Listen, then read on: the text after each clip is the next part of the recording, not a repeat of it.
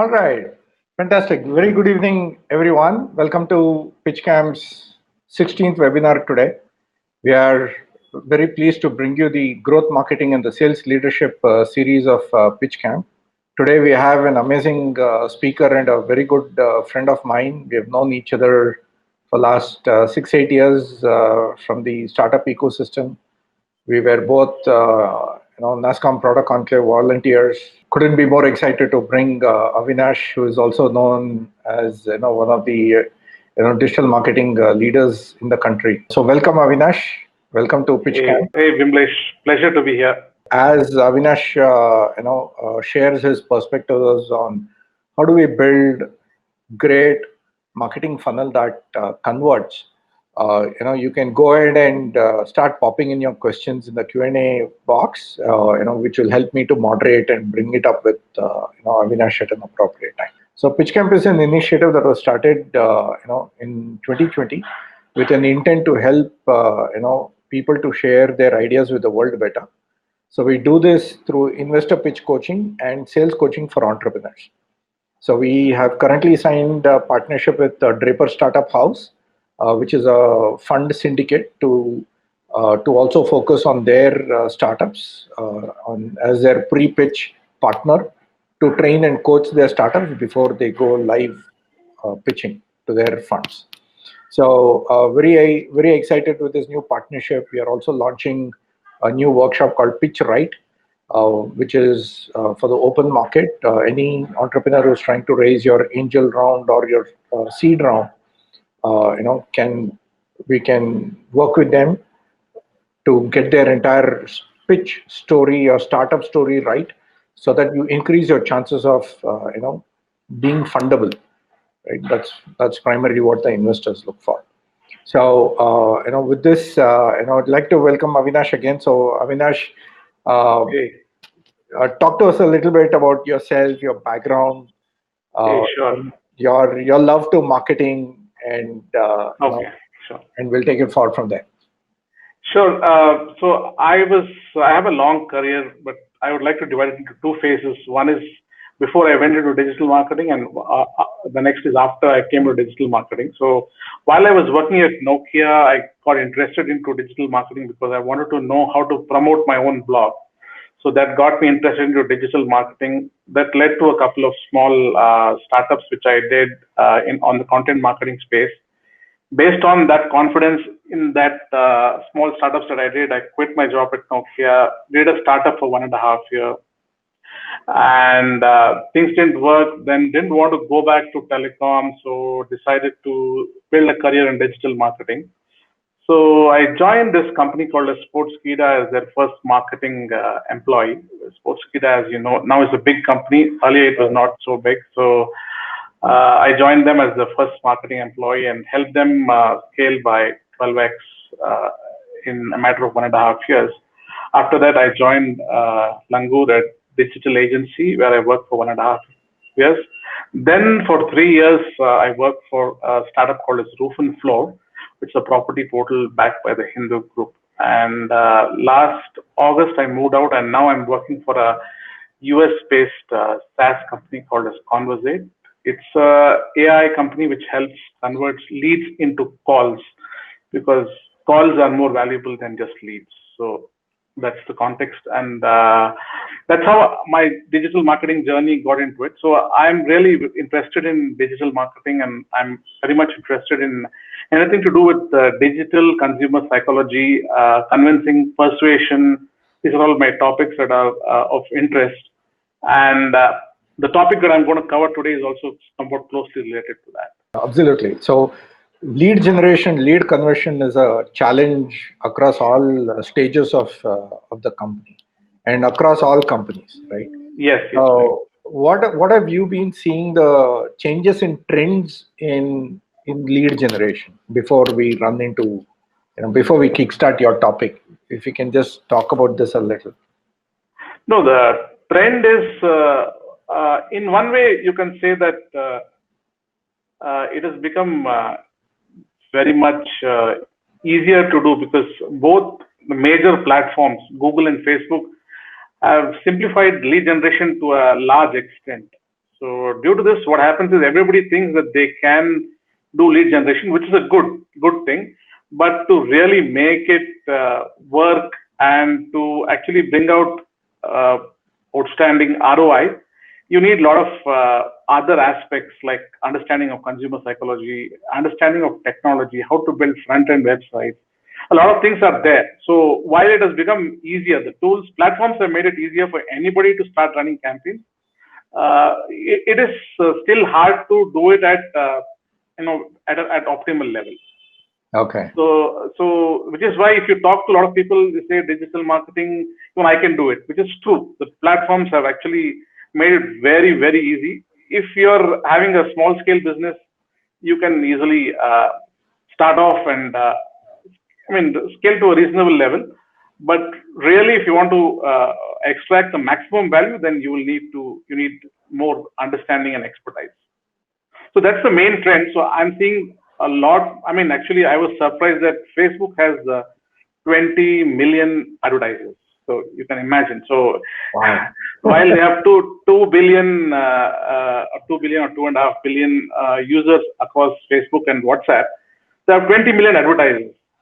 So in a sense, even Facebook is dealing with 20 million people, 20 million advertisers, their different demands, they're able to do it, which is why they have tried to make it very simple and all that stuff. So that's the background. So that's the main trend. So main trend is it's becoming more what do you call it as, more widespread and mainstream.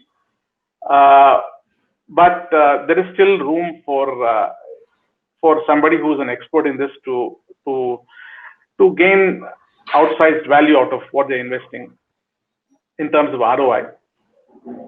Got it. Fantastic. So, folks, before we jump in today, we are going to have a very interesting exercise of evaluating landing pages. So, as I mentioned out in the email as well, if any of you would like to have your landing pages taken a look by Avinash during this session, please put them out in the chat box or in the Q&A section, and we will bring it up and have some discussion around it. So, Avinash, over to you. You can kickstart, the conversation around building a marketing funnel that converts. Just before we get started today, I just wanted to bring out clarity on what I mean by marketing funnel. Marketing funnel, landing pages, these are all synonyms that we use to describe what we build. As whenever we want to build up a campaign for running on Google or Facebook, marketing funnel also includes the ad that you're building. So the whole flow, right from the ad to the landing page and the conversion, the whole flow is what we call as marketing funnel. And today we'll talk about building marketing funnels that work using a framework which I discovered recently. So generally, if you see, I'm sure you must have heard this popular Principles of Persuasion by Robert Cialdini. And if you have not, then I would recommend that you read this masterpiece of a book which talks about the different principles of persuasion that can be used. So they are authority, reciprocity, social proof, commitment and consistency, liking principle, and scarcity principle. You would have seen certain aspects of these used in many landing pages that have been built over time. And we use many of these. For example, we use the principle of social proof by, you'll see in most landing pages, there'll always be some kind of testimonials about users who have used the product. So that's basically leveraging the principle of social proof. Similarly, you'll have seen some landing pages which talk about last piece or last few pieces left or last one piece left, and those kind of. So that's basically leveraging the principle of scarcity. So while there are several principles, the trouble is when somebody wants to build a landing page from scratch, there are a lot of challenges on how to use all these principles of persuasion and what's the best way of going about it and all. So the main reason I see that we need a simpler framework, which is not only understood by the marketing person, it should also be understood by other stakeholders. That includes product managers, it could include sales, it could include design, and sometimes even the CEO wants to have a say on how the landing page looks. So we need a simple enough framework which we can use to handle the discussion on what goes into a landing page. As you would imagine, landing page is the showpiece where people want to showcase their products. So everybody has their say and everybody will want to give the inputs. So there needs to be a single framework around which all inputs from all stakeholders can be taken and acted upon. In addition to that, if I put yourself in the shoes of a marketer, there are so many variables that you need to handle, like hero image, landing page copy, what goes into a landing page copy, what do we put in social proof, what do we use as CTA, what are the features, what are the many variables are there. So we don't know where each of these sections should go and in what priority. So just to, there are so many choices that the marketer has to add into a landing page. So we need a framework for that. Similarly, many of the aspects of conversion are not just visual; they're also subconscious and are based on various psychological frameworks. So all these aspects make it very hard for anybody to come up with a landing page. So in order to do that, we need a simple framework. And recently, I came across this framework which actually puts it out in a very useful and simple manner for anybody to understand. So this principle is based on a book by Roger Dooley. The book's name is, it's a very small book. It says, the name of the book is Persuasion Slide. So basically what he has done is, whenever we're building a landing page, the whole objective is we advertise our product or showcase our product. They see an ad, they come to a landing page, and we want the user to do something. So this complete metaphor, Roger Dooley has used a brilliant metaphor, which is of a slide. As you can imagine, if you go to a park, you can see a slide. So you can sit on the slide, and when you sit on it, and when the parent of the child gives a slight push, the child goes down. So this metaphor is what is used for building a simple framework for understanding landing pages. So there are 4 components to this framework. First one is the gravity. That is the force that is actually making the boy who's sitting on the slide to go down. Then the second one is the nudge. Nudge is the push that is given, initial push that is given by the parent of the child so that he can go slide down. Then the third aspect of the slide is the angle. Angle is basically the steeper the angle, the faster the boy reaches down. If the angle is flat, then the boy will not slide down. Similarly, you must have seen, right, many times when children are sliding down the slide, they get stuck because of friction, because maybe their cloth is rough, or it could be that there is some sand or some dirt on that. So the last aspect is friction. So these are the 4 elements. What I'll do now is I'll just deep dive into each and explain what each one is with examples. And towards the end, we will review around. I have 4 landing pages which we can review, and I can showcase this framework there. But let's get into gravity. As you would imagine, if you can imagine yourself on a slide, right? The gravity is the most important aspect of a slide. That is, the user has to. Without the gravity, the user would not slide down. So actually, what gravity is nothing but the customer's desire or motivation that could be conscious or subconscious.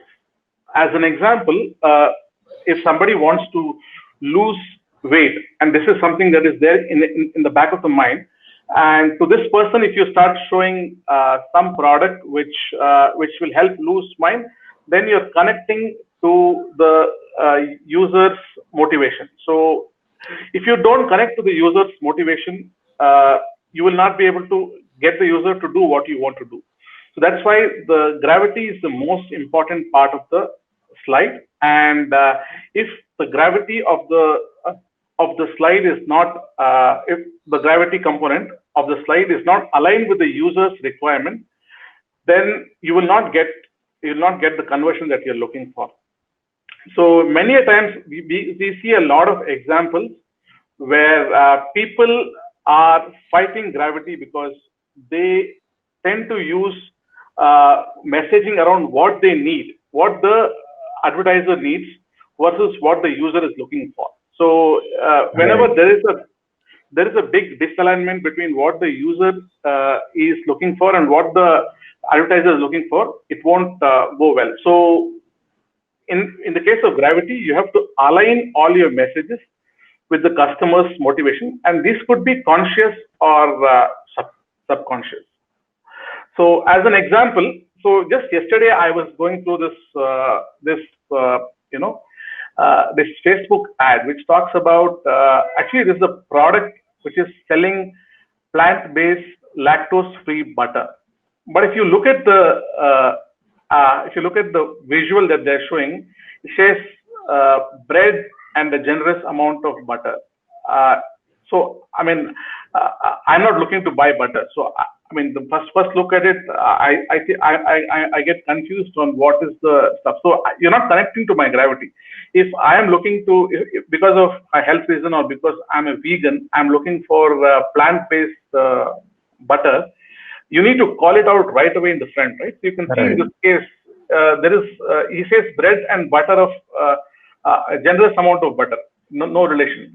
Only when you read the headline, 100% plant-based and lactose-free, only then I understand that these people are trying to promote, a lactose-free butter. So in this case, what is happening is there is a friction. That is, we are not aligning with the user's need, and we are communicating whatever we want to do. People who have built this advertisement, they haven't thought through about what is the user's need, right? So if they have to, there's a big disconnect.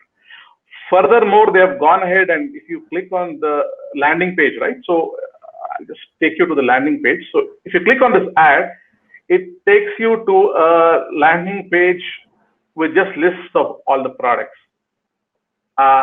It doesn't even say that this is a company which sells lactose-free plant-based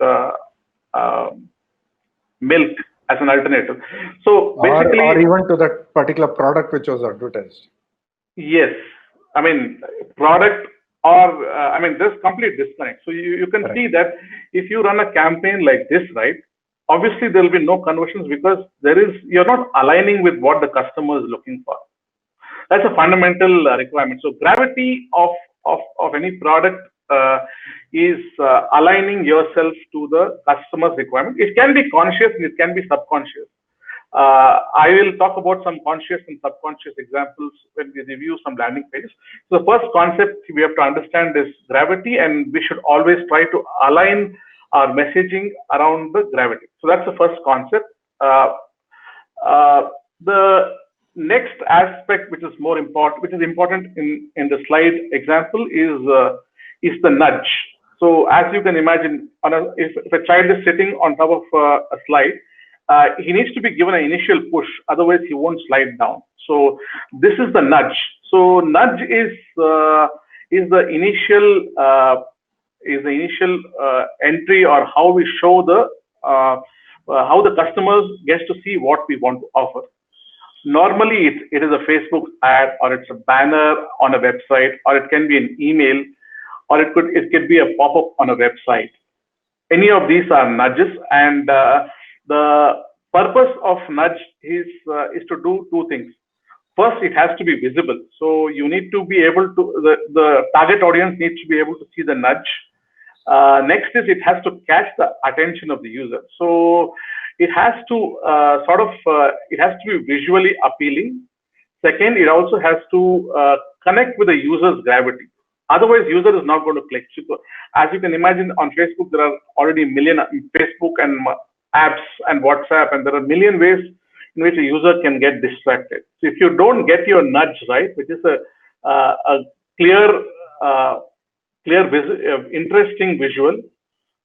Second is which catches the user's attention, and it should also align with the user's gravity. So that is what nudge is, and that is what we'll talk about. So in this example, I'll give a couple of examples of nudge. So if you see this website by Chris Vaughan, he's a well-known business consultant. So he clearly talks about the big nudge. So you can see that nudge is clear. If you go to his website, it is given a very, very prominent position. So anybody who comes to the page will not miss it. Second is he connects with your gravity. So he says, you want to grow your business. So he's talking to a person who's owning a business. So anybody who's owning a business will definitely want to grow a business, right? So that's the connect. So the nudge has visual appeal, which means it is visible in a prominent place. Second, it should connect to the gravity. So that's an example of how do you build a nudge on a website. The next nudge is by CXL Institute. So this is a nudge which is very interesting because most of the time the online courses that we take, right? Online courses or online certifications like Google certification or Facebook certification are pretty easy to get by to get certifications and stuff like that. So which is why many people don't value those Google certifications, because anybody and everybody is able to get them. So to address that, these people have made a very, very interesting headline which says the advanced GTM, Google Tag Manager program, was too difficult for me. So this is how they are able to attract your attention, saying, oh, some red color, attract your attention. Then it says, not everybody is ready for our institute programs. Think you can handle it. So it's like they're trying to say that, our programs are serious and it's not for everybody. And lastly, they wrap it up by saying, learn from the top 1% of marketers. So you can see in this case how the nudge has been built. So it meets both the criteria. It has to connect to the user's gravity. It has to be visible. It has to be interesting and eye-catching for the users. So these are the two examples of nudge that we are talking about. So we have covered two topics till now: gravity and nudge. So once the user sees the nudge, he will click on the ad or he'll click on that button to reach your landing page. So when you reach the landing page, they will come and you have to motivate the users to do whatever task you want to do. For example, if you want to sign up for a class or you want to sell some product, you have to motivate them. And the more convincing the motivation, more people will convert. So in the example of the slide, right, they call this as angle. The motivation is nothing but angle. If you're able to provide very good motivation, then the user will slide down very fast. If your motivation is not strong, then less users will slide down the path and reach the end of the slide. Reaching the end of the slide is achieving whatever business objectives for which you're running the campaign. Right. So the angles can be both conscious and subconscious. The conscious ones are obvious, like we talk about features, we talk about the benefits, we talk about how our products compare with competition, we talk about free trial, we talk about sales. All these are conscious motivations that we can put into a landing page. So these are material aspects which you will use in while building a landing page. you can pick and choose depending on what you want to do. So that covers the angle part. However, there are also some subconscious, these are the conscious motivators are actual features or words that you put. There are also some things that you can add on your landing page which are not conscious, but they are subconscious, and they leverage some of the psychological principles like scarcity.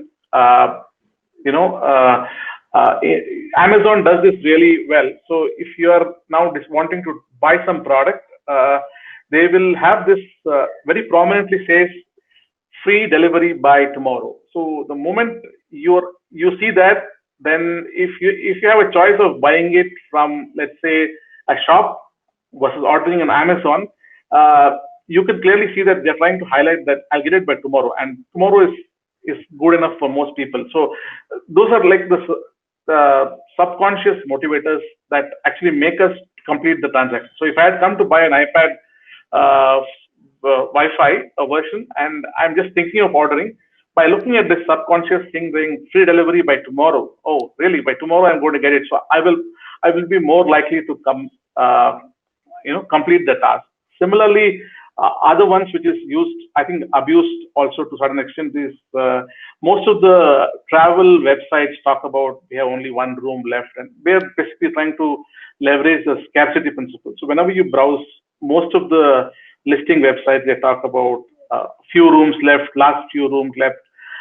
They're usually not, they're actually, as I said, this principle is abused. So I don't know really if there's only one room left or they put it for just for the stuff, but it does work.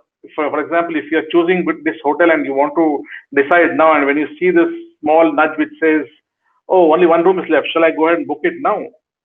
Because the moment the user leaves the website, then he can go to some other website. So these are all the subconscious motivators which you can use in your thing. In addition to that, there's this concept of decoy marketing, which is basically what you do is you let's say this is from a website called as Opt-in Monster. So there are multiple plans.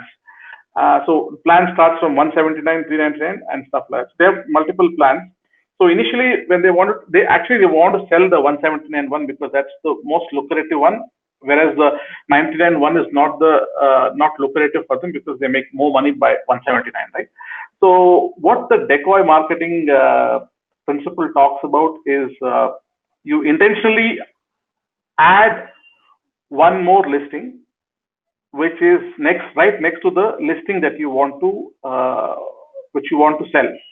So what Opt-in Monster wants to do is they want to sell the 199 one. So they add another one which is like ultimate version, and they say it's at 499. The moment you do this change, right, people are more likely to choose the 199. And this is a well-known research. It's also been seen in physical products, also many examples in physical products and digital products. So this is also one kind of decoy marketing angle that we can use. So there are, as I said, so angles can be conscious and subconscious. So these are some of the examples of subconscious angles that we can use for. Then the last stage is friction. This, I think, most marketers know that if you make things simple, then more people will complete the required action. So as you can see, if there is more friction for the user to do what he has to do, then they are less likely to convert and do whatever actions. And this again could be two kinds of friction. It could be a real friction where, like, because of bad UX or because we have too many forms that we want to do, that can be a real friction. The user may just get turned off and decide not to do. There can also be perceived or imaginary and subconscious barriers for completing some friction tasks. So, for example, there was an experiment done by one of the scientists where they actually showed these two pieces of text, and it actually talks about some simple actions that the user has to do. and ask the people to estimate how much time it will do. So both the text, the one on the top and one at the bottom, are actually the same text. It's just that the first one is with a better font, and the next one is with a more difficult to read font. Just by looking at this, they ran a test with some 1,000 people where they gave this and asked them to estimate. So in the case of the one with the more flowery font on the bottom, the estimation was 15 minutes, whereas the one with the clearer font, people estimated it just takes 8 minutes. So that's the role of the subconscious friction that can impact our conversion. So you have to be able to understand. Your designer needs to be talked to, and you have to convince him that it has to be more readability, and rather than being it more nicer looking. So Right. yeah. So another example of friction is the CXL Institute. So they have reduced the friction by saying that they are having a 7-day no questions asked money back pay, for trying out their product, and all their trials are for starts with $1 for 7 days. So this is an example of how you can reduce friction for somebody to try out your service. So that actually, okay. So basically, this wraps up the 4 concepts. So just to recall, we have gravity, which is the user's motivation. This can be conscious, subconscious. Then we have the nudge, which is the introduction to our product. It could be an ad, or it could be an email, or anything. It's a starting point where the user's interaction or journey will start. Third is angle, that is the motivations that we provide to the user for completing the task. Last one is friction, that is how easy we make it for the users to complete the task. So what we'll do now next is we will run through some examples. Bimlesh, just for I have 4 examples, but Sure. I'll start covering one by one. Sure. If you think we need to stop, we can stop, and then we can go back to questions and answers, depending on if there are questions, and we can use it flexibly. So I have 4 examples which we can cover. Yeah. Before we go there, we have one question. First of all, thanks for this new framework, Avinash. This is very interesting. Rather than it gives a more logical alternate than to the idea principle. Correct. Right? Correct. So and the good thing is this, as I said, the main need for this framework is when you are building a landing page, there are many stakeholders, and all of them will not have the similar understanding of different things, right? So you can use this simple framework. Anybody can understand the slide, right? Correct. That's easily relatable. Then you can say, these are the 4 elements. Tell me what part of your landing page is covering which of these 4 elements. And then you can start discussing and use it to build your landing page. That's the beauty of this concept. Actually, all these concepts I have taken a lot of years to get to an understanding, but this simple concept puts it in such a nice way. That's why I wanted to sort of make more people aware of this framework so that they can start using it. The book is also wonderful. It's a very, very small book. It will take 2-3 hours to read. That's all. I mean, it's a very simple book. Where he gives more examples. I've read the book, and I'm just trying to distill it into 35-40 minutes of knowledge. And I'm just trying to take the more practical aspects of using examples. That's the whole idea. Right. Fantastic. We have one question from Prasanna. With now browsers equipped with ad blockers and most of the email ads going to spam folder, what are the effective methods of nudge for online marketing? Emails going to spam, is it? Yeah, emails going to spam, and browsers have ad blockers. Okay. There are, at the end of it, the ad blockers will only block ads on, let's say, Google or such stuff. if you're on Facebook platform, you'll be able to run stuff. So I think it's a cat and mouse game. Technology will try and bring ways to prevent advertisers, but eventually publishers have to work on monetization. So the nudges will come in different formats. For example, for all you know, the nudge could be coming from a sponsored article. It looks like an article, but it's probably written by a company, and then there could be links to activate from there. So many ways of circumventing us there. My sense is this is not going to go away. Advertising as a business is not going to go away anywhere. Technology will bring in some restrictions, and they'll work around. Facebook and Google, with their might, will use all it, because their biggest revenue source is ads, right? So they'll find workarounds, and I don't think it's a surprise that Chrome is owned by Google. So Google controls 60% of what happens on web. So they will find workarounds to handling ad blockers. So I mean, on the email part, I tend to agree. It is becoming harder and harder for emails to get through.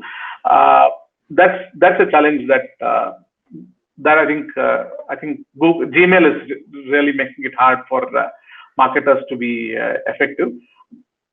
That's a challenge, but there are other ways that you can do and reach out to people. So I'll talk about this beautiful website called as Sunday. So this is actually, unlike in the Indian market, in the US market, if you want to sell your home because of whatever reason, for example, you had a sudden job loss, or you are you got into retirement, or you had a divorce, or you had an inheritance that you didn't want.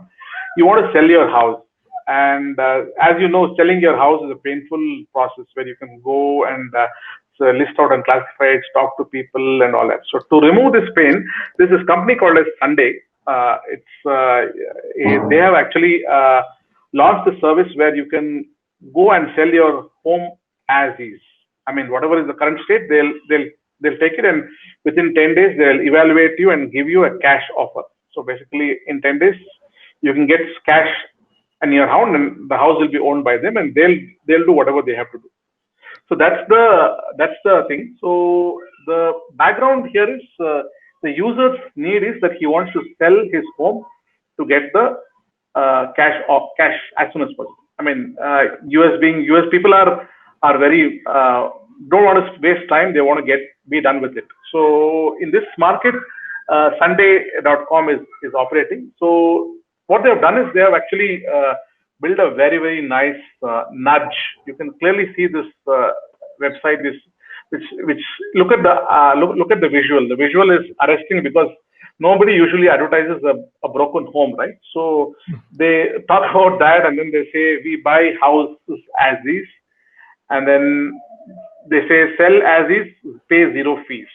That's the nudge that they're talking about. So they're connecting to the user's gravity, and the nudge is in form of either a Facebook ad or on a Google ad. So Google mostly they run most of the campaigns on Google. So they're talking about sell your homes for cash. That's the keyword that people usually in the US look for or get a cash offer. That's the thing.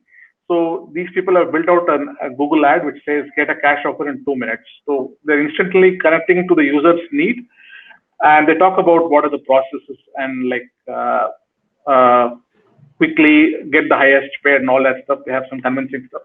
So that's the thing. So I'll just probably briefly open the landing page also just for.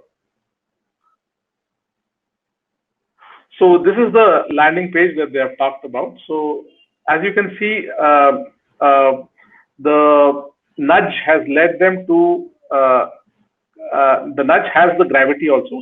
And the initial section of the page also talks about the gravity. So sell your home fast for best price. So usually they're directly connecting to the user's need. There is no subconscious stuff here. It's direct connection to the user's gravity. Then they talk about why you should use Sunday.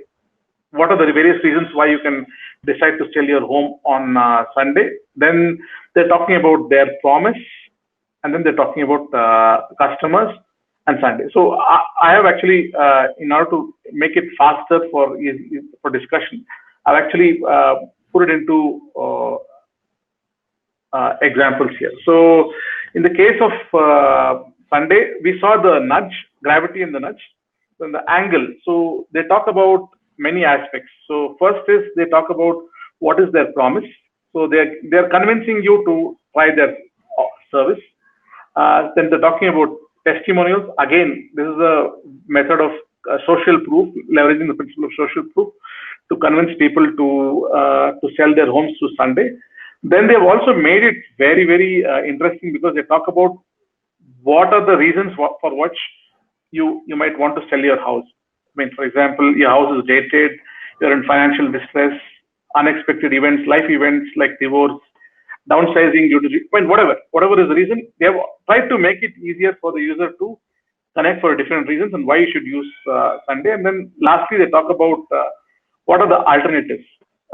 You have to use a traditional sales process, or you have to sell it to somebody who will buy it from you and resell it. So between the two, in the US, there are many property investors who buy property for cash. So they're trying to compare it with their themselves with the property investor. So the next step is how they're reducing friction. So as they've just made it very, very simple. You have to go to your thing and start entering your street address. Unlike in India, most of the addresses in US, you can start typing and it will start showing up in the form because of the Google Map integration. And you get it, and then you click on the get offer, and then it gets started. They take your name, email address, they have everything else, and then they come back with an offer within 2 days. So that is one part of where they have reduced the friction. Similarly, they are also offering some other subtle aspects which will reduce the friction of the overall process of selling. For example, they're giving you a free home assessment. So within 24 hours, they will connect with you and give you to get you a new, free home assessment. How much cash you can get. And in some cases, when people are desperate to sell houses, they're actually looking. They need cash in urgence because they need urgent cash. So they also have a 10,000 cash advance. While they're evaluating, they can give you 10,000 of cash in advance to meet your immediate needs. And lastly, they are promising a 10-day closure. So this is how Sunday as the market. This is a B2C example where they have tried to sort of connect with the user's gravity, engineer the nudge, then spend effort towards bringing the different aspects for convincing people on why they should use Sunday, and then they've reduced the overall friction. So it's as simple as entering your address. I mean, I've used it personally for one of my friends. So he said it's just a matter of entering your address and then get offer, and then next they ask for name, email ID, and phone number. That's all. You're done, and then they will evaluate everything at the back end. They'll call you and they will go and evaluate and go to your property, check what is the current state, what's its value, and they'll come back with you. So that's an example of how you can build a landing page which talks about the 4 aspects. So the next one which I'll talk about is I'll talk about a B2B example. So this is another service called Applause, which is a remote on-demand testing platform. So essentially, they have a lot of experts who can do testing of the software on their platform. And if you have a need, you connect with them and they will facilitate your testing requirement. So in this example, I'm talking about somebody who wants to do penetration testing of apps that they have developed. I mean, because of security and all that stuff. So people are now, whenever they build apps and expose it to public, they want to run penetration testing, and so that how easy is it for the website to be hacked. So they run a lot of these stuff. So the user need, in this case, it's a B2B example. So it's a very straightforward gravity that the user is looking for penetration testing. So that's why he has gone to Google and is searching Linux penetration testing or security penetration testing or what is the process and those kind of stuff. So what Applause has done is they have actually gone ahead and built a Google ad, which is essentially the nudge for this. So they're saying, does your penetration testing catch every vulnerability? And then they talk about what is their offering. So their offering is crowd testing. So they have productized these testing things, and you can go and fill in your requirement, and they will allocate people who will do your task. So essentially, they manage the whole project stuff while they get it done from remote experts. So that's the overall thing. So in this case, they're using Google because obviously where somebody is looking for a need, they will go to Google platform and look for services who can provide it, and they are running this ad. So that's the first part, which is the gravity and the nudge. Next, then they talk about on their page. Maybe I can quickly go to their page just for. So they have built a separate page for penetration testing. So they're not taking it to their home page, because so this is a classic landing page strategy, right? And what you advertise, you take them to that specific content. Yes, yes. It is just you're aligning it to the user's gravity, right? If user is looking for penetration testing, you take them to your home page. Applause does all kinds of testing. So you're putting a lot of friction for the user, for him to come to Applause and discover that they also offer penetration testing, and then decide to sign up for it. So it becomes too much of friction. So ideally, ideally you should never run it to your homepage. I should never run any ads to your homepage. It has to be always run to specific landing pages which talks about that particular service. So what Applause is doing is they talk about some copy around what is the penetration testing. Then they talk about how the power of crowd, because they are a crowd testing platform. So they talk about how the penetration testing can be leveraged by using the intelligence of crowds. They are trying to build a case around it. Then they are talking about what are the benefits of penetration testing with Applause. So they talk about what kind of services that Applause is offering, and as you can see, the text and copy may be alien to you and me, but to a person who's looking to get a penetration testing, he will clearly connect with all these aspects, and at the end of it, the problem with B2B is they typically want your phone number or email address.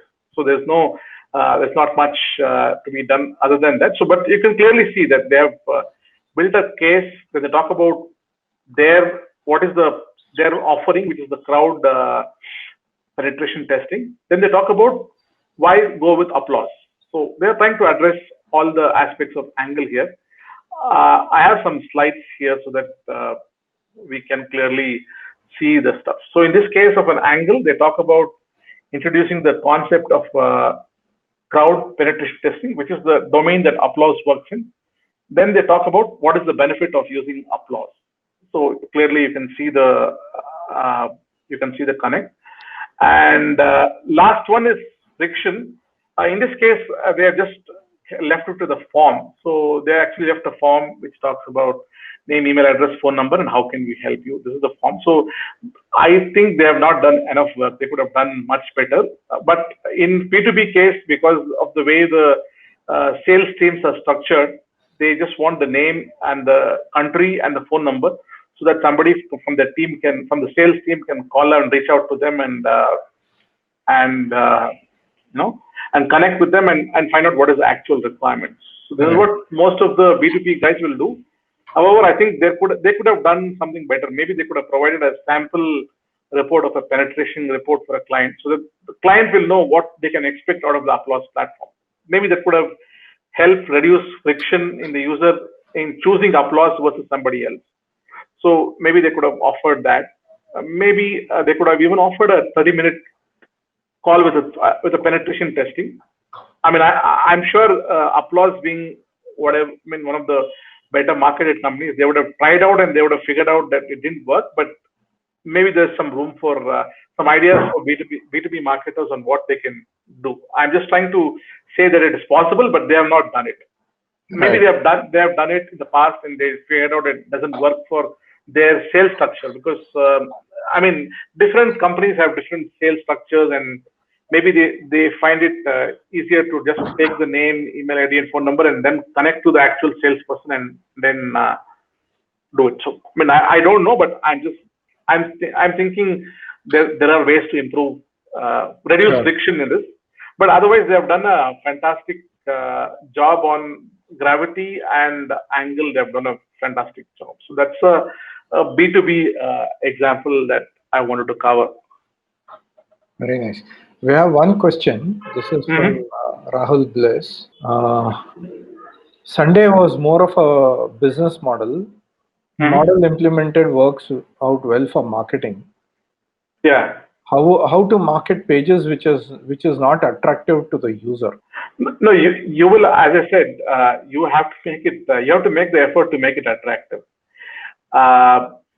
If you don't do that, the user will not. As I said, right? I had this example of this company in the initial stages. This site, right? They have not even put enough effort to make. They're just a listing of all products, whereas they're selling a concept, right? They're actually selling a concept of vegan, plant-based, lactose-free butter.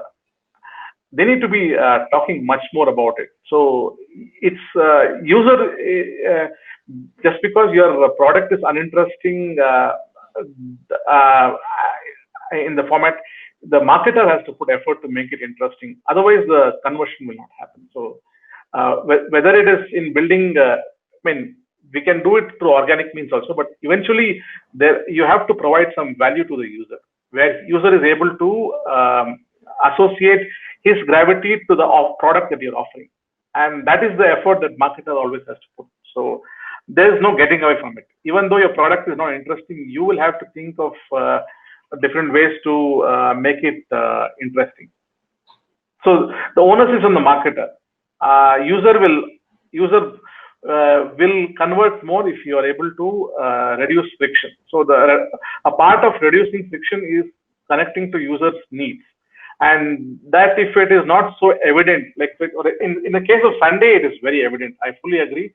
There's already a pre-existing behavior where users are going to Google to search for selling a house for cash, and their product is only trying to institutionalize the whole thing. There's already this culture in the US where people sell their homes for cash offers, and there are investors who actually buy the house and give you, in 10-15 days, they'll give you cash. So there are people whose only job is to buy house, repair it, and resell it. It's called as flipping in the real estate. You can go on Google and search. It's called as flipping. It's a huge market in the US where they will buy houses, they'll remodel it, and they sell it up for 20%, 30%, 50% profit, sometimes even 100% profit, depending on how well they're able to remodel it and access it, or how desperate the person who is to sell is there. So Sunday, I fully agree. It is they're just leveraging on existing behavior, and they're trying to offer a better product. I fully agree, but onus is if it's a difficult category, onus is in the marketer to make it easy, not on the user. User will unless the pain of the user is very, very high, he will not look for alternatives. So in this example of plant-based vegan stuff, maybe I saw this ad targeted to me. I don't see a need at all. So I need to make it more appealing to my need. For example, if that said using this lactose-free milk will help reduce my weight, there's a connection there. So brand has to put the effort to make the connection. Sure. We have two more questions. One is from Manoj Patar. Okay. Can you suggest the contact form structure for B2B use case? B2B use case. I think I mean, I think more in a B2B case, I really just need the phone number and at best email. So, I mean, this is the ideal stuff. I don't think you need to go beyond this, because most of the B2B transactions decisions are actually over the phone. So somebody has to speak, some WebEx or Zoom call has to be set up to understand the actual requirement. So I would suggest not to complicate beyond what these people have done. I think just gathering the name, email address, phone number, and then talking to the user is the best way of handling it. By adding more forms, maybe it's not appealing to all users. For example, these people could have asked for what platform you're using. You want Linux one for your penetration testing or something, but that particular question may not appeal to everybody. So I think in the case of B2B, it's easier to handle the actual requirement gathering on a phone. However, it will be different if the requirement is standardized. If the requirement can be standardized, then we can build forms which will help us decide whether the customer is useful for us or not. But most of the time, the requirement is not standardized. If you're talking about services, mostly they're not standardized. But if a service can be standardized, then I think we can ask for more information, which can be valuable both for the person who is giving it and also to the B2B person. All right. There's another question, two more questions. Live chat, does live chat help increase conversion rates? Oh, very much, very much. Actually, live chat does in stuff. Most of the time, what I've seen is when a user comes to the site and he sees what is there on the website and does not get his answers, he usually leaves. At this point of time, having a chat option is really useful. Personally, I'm a big believer of chat. In my old company in Roof and Floor, we had implemented chat, and we also implemented chat on WhatsApp. Many people want assistance in buying a home. So portals just giving out list of properties to choose from, especially with some standardized fields, does not answer certain questions. For example, if the user wants to know next to this property, is there drainage stuff? Usually they're not there in the listing. So that's what user wants to know. Or how far is it from the bus stand? That's what he wants to know. Or how far is it from the nearest metro? These are the things that are not clearly visible. I mean, at least the Indian websites don't have it. Many people do go to chat, and there's extremely high engagement rate on chat. And again, the chat principle also works on principle of reciprocity. So once you have helped the user, he's more likely to become your customer. So in a sense, by offering chat on your website, you're helping the user navigate his journey, whether it's B2B or B2C. If you help him make his decision, he's more likely to be converting on your website than on some other website. Got it. Another question is, can we include technical blog on a landing page? It depends on the business case. Actually, applause, if you see, okay, I didn't probably show it to you here at the end of the things. They do have some news and case studies links that they have at the end. So we can include, but I mean, they can be for taking people further down the funnel. That is, somebody who has explored what you want to see and you want to take them to a detailed topic. Like, for example, these people are talking about penetration testing, and then you want to say how a penetration testing report will look on a web app. You can provide a detailed link here. You can provide it, and then there you can capture your detail. But however, using just a blog article as a landing page, I don't think is a good idea. Yeah, we can link. You can look at something like a white paper download. Correct. Landing page will take you to a white paper download. Then you have a small form, and then you allow them to download the white paper. Correct. Correct.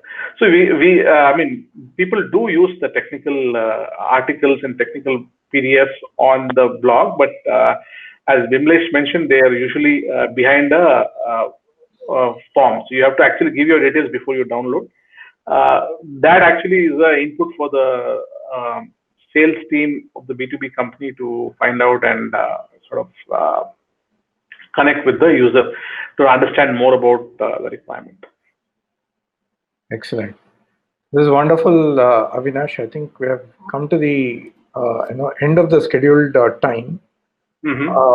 I think you have 2 more case studies to walk through. So I will take. I'll take CXL, which is I would say because they are marketers themselves, they have done a very good job. So, but okay, I'll just take 2-3 minutes to summarize what CXL has done. So CXL is a digital marketing institute, where they are actually selling advanced courses for marketing people. They offer mini degrees and certifications, primarily focused on digital marketers. So what they have done is they have made a very beautiful nudge. I talked about it in one of the slides, where they're talking about using they've used saying the advanced GTM program is too difficult for me. So this is basically a play on most of the digital marketing online courses are very easy, and they just go through and you answer some questions and you get your certifications. So this is a general psychology of people, because everybody is Google certified, everybody is Facebook Blueprint certified or whatever, because they are so easy. So they're just trying to play that, saying no, that's the easier part. We are the professionals because we are the top 1% of the marketers. So we will teach you complex stuff. So they're trying to build their own value, saying that by coming to us, you're going to learn from top 1%, and you eventually you'll also become a top 1% marketer. So they have tried to communicate that in the ad, and also on the website. If you go on in the headline itself, they say become a top 1% marketer, and the copy is also interesting. She says CXL Institute is for people serious about dramatically improving their marketing skills. So they are trying to connect to the user's psychology of saying, I want to become a better marketer, a better digital marketer. So that's the gravity where they are trying to convert here. Again, the angle, they're trying to build a big case on. They have actually, it's a fairly long landing page. So even the headline is also sort of a gravity plus angle. It's a combination of both. And then you have short pieces of content which talks about why CXL is the best place. And there are also some articles on saying the marketers who are in demand, they actually have deep expertise in a few skills, because they have a lot of mini degrees on different aspects. Just trying to take, they're trying to highlight that aspect of this one. That's the angle part of it. Actually, they have a fairly, probably the best in till now, whatever I've seen in terms of angle. So they also talk about, because in the initial section, they talk about saying, learn from the top 1%. So they talk about the people's bio here.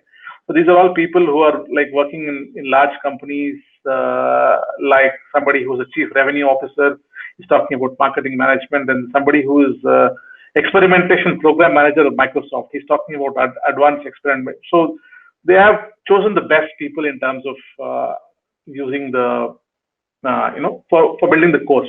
So the course faculty is actually really top notch. That's what they want to communicate, so you get convinced. Similarly, lastly, they have just one testimonial, but that testimonial is not of a user who has taken the course, but they have taken a testimonial from a person who was actually who's actually a recruiter. So he says, whenever I see a certificate, I know that it's an immediate stamp of approval. So they're again talking to subconscious motivation, that because people want to become better marketers because they want to get better jobs and better salary, right? So they're trying to say that industry also values the CXL. So that's how they're trying to bring the angle. I'll ask Bimlesh to share this slide. you can take some time to read the landing page by clicking on this link here. You can see the landing page, and it's fantastic actually. It's really top notch, and so. And lastly, I'll talk about the action of friction. So as I was saying, they are offering a 7-day free trial for $1. So $1 is nothing, right? 75 bucks is what they charge, and anybody who wants to see what the product is can try it out.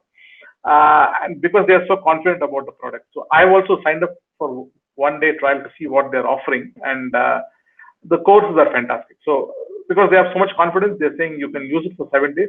They have actually over 50 different courses. So there's no way anybody is going to be able to access that course in 7 days.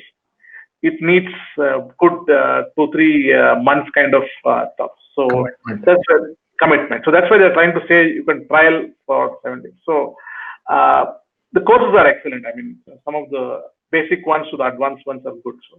So that's how they're trying to leverage. So that's the last example which I wanted to cover. Fantastic. Thanks, Avinash. Thank you so much. There's one last question. How many CTAs should we include in a landing page? Ideally, in each frame of, if you're scrolling on mobile, right, in each frame of the mobile, there should be a CTA. So if your landing page is 3 scrolls on mobile, you should have three CTAs. But beyond 3, it doesn't make sense. 3 to 4 is there, and we need to try out different CTAs. So you need to have, because each,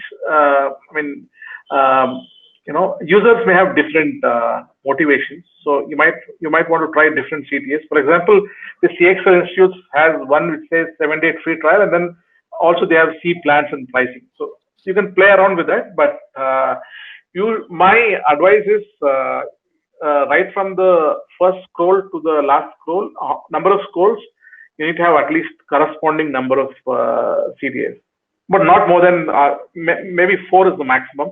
Beyond that, it will look very, very pushy. So 3 to 4 is maximum. Each scroll should have a CTA, and the CTA has to be aligned with what is the content. If the content is talking about something, your CTA also has to be aligned to that. So that's why I said you should not. I mean, you can use single CTA across the website. I'm not saying it's not. It's not a no, but if you can have multiple CTAs, it works well actually. Fantastic. Thank you so much, Avinash. This has been very insightful. I definitely learned a lot. I think also, given that there were a bunch of questions, looks like there's a good takeaway for the audience as well. So with this, we come to the end of the webinar. Once again, thanks to everyone for taking time on a Friday evening and staying through till the end. Thank you, Avinash, once again. Great, insightful session. Okay, thank you, Bimlesh. It was a pleasure.